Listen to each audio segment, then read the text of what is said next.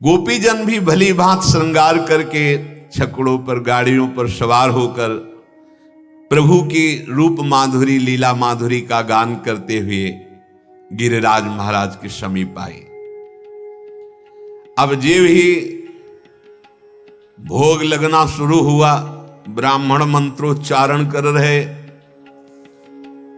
सब ब्रजवासी देख रहे कि भोग तो 56 प्रकार के, सब विविध पहाड़ के पहाड़ भोग, लेकिन भोग आरोगने वाले तो गिरिराज महाराज आरोग ही नहीं रहे। तो भगवान सबके मन की बात जान करके गिरिराज जी के रूप में प्रकट हो गए। वैसे ही श्याम वर्ण, वैसे जैसे एक पूजक बने हुए श्री कृष्ण और एक पूज्य बने हुए भगवान विशाल स्वरूप धारण करके और कहा कि मैं गिरिराज हूं।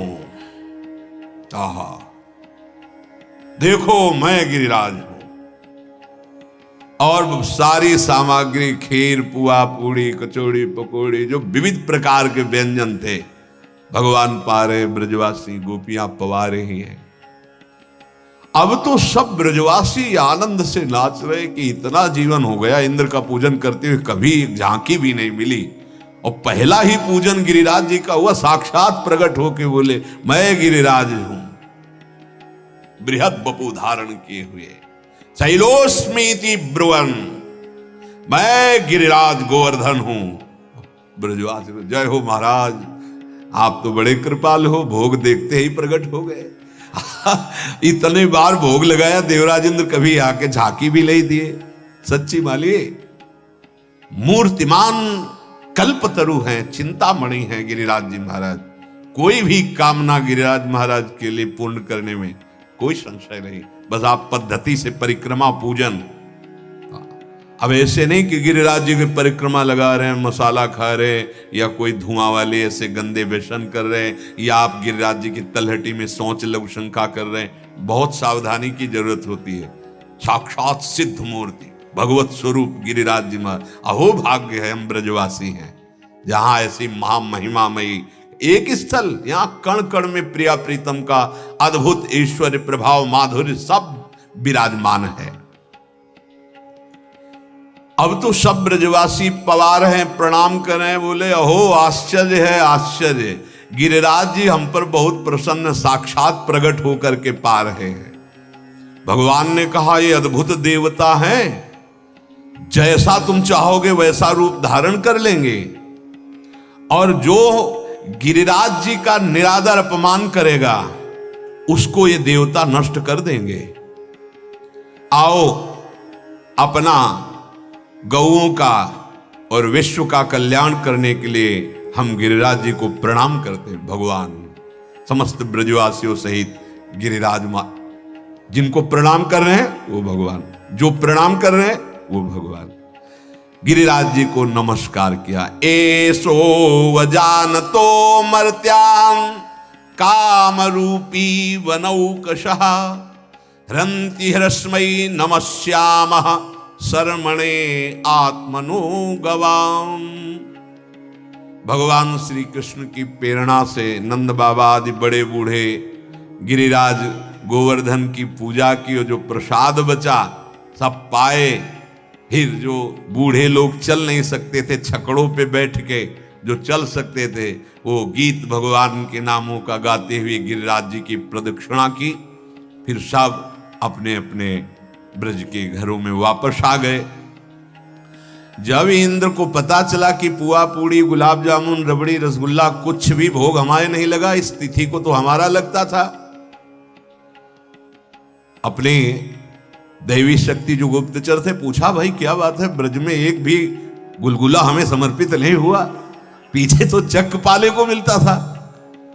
तब बताया गया कि अब आपकी पूजा बंद हो गई महाराज। नंद बाबा आदि ने गिरिराज जी की पूजा की, गोवर्धन की, और खूब उन्हीं को भोग लगाया गया और प्रसाद पाके सब खूब जय जयकार और परिक्रमा हुई है। अब पदाधिकारी देवराज इंद्र, उनकी आंखें लाल हो गई। इन ब्रजवासियों की इतनी हिम्मत, मुझ देवराज इंद्र का अपमान, मेरी भोग सामग्री गिरिराज को। अब इनके क्रोध से होगा क्या? बस ध्यान दीजिए, गोपेभ्या कृष्ण नाथेभ्यो नंदादिभ्य चुकूपसहा। क्या बिगाड़ लेगा देवराज इंद्र का क्रोध, जिसकी रक्षा करने वाले श्री कृष्ण हैं। बस जो पे कृष्ण चरण मन अर्पित तो करी है का नवग्रह रंक। ये जितने भी ग्रह नक्षत्र दैवी शक्तियां दैवी पदों पे विराजमान भगवान की प्रदत्त शक्ति से है। जब ये प्रभु की शक्ति को भूलकर अपनी मान लेते हैं तो जहां जहां कभी ऐसा हुआ, उपनिषद में एक में हमने पढ़ा था कि एक बार देवराज इंद्र असुरों पर विजय प्राप्त करके हर्षोल्लास पूर्वक बड़ा उत्सव मना रहे थे। अप्सराएं नाच रही थी, गंधर्वगण गान कर रहे थे और अभिमान में भरे हुए देवता क्योंकि विजय से प्राप्त किए थे, सब आनंदित हो रहे थे। भगवान ने देखा कि ये सतोगुणी देवताओं को ये जो रजोगुणी तमोगुणी वृत्ति प्राप्त हो रही है, ठीक नहीं है, इनके अभिमान का मर्दन होना चाहिए। तो एक भयानक यक्ष के रूप में सामने प्रकट हुए, महान तेज महान बल। देवराज इंद्र देख के सहम गए और उन्होंने कहा कि कोई है इस सभा में जो पता लगा के हमें बतावे कि ये कौन प्रकट हुआ है। भगवान पहले वायुदेव महाबली हैं, त्रिभुवन में सबसे बड़े महाबली वायुदेव हैं। इन्हीं के अंश से भगवान श्री हनुमान जी महाराज, साक्षात भगवान शंकर ही है ना, इसलिए भगवान ही है। पवन पुत्र कहा जाता है हनुमान जी को। पुलस्त जी द्रोणागिरि में जो प्रकट हुए गोवर्धन उनको लाए, और हनुमान महाराज जी को संशय हुआ कि इसमें संजीवनी कौन है। और सब संजीवनी जैसी पहचान बताई गई थी वैसे वहां कालनेमी ने कर दिया था माया के द्वारा। सोचा अगर ले गए और सुसेन ने कहा ये औषधि नहीं, तब तो बड़ा गड़बड़ हो जाएगा। और औषधि मैं पहचान नहीं पा रहा, करूं तो क्या? पूरा द्रोणाचल उखाड़ लिया और वहां से समरांगण में पहुंचाया।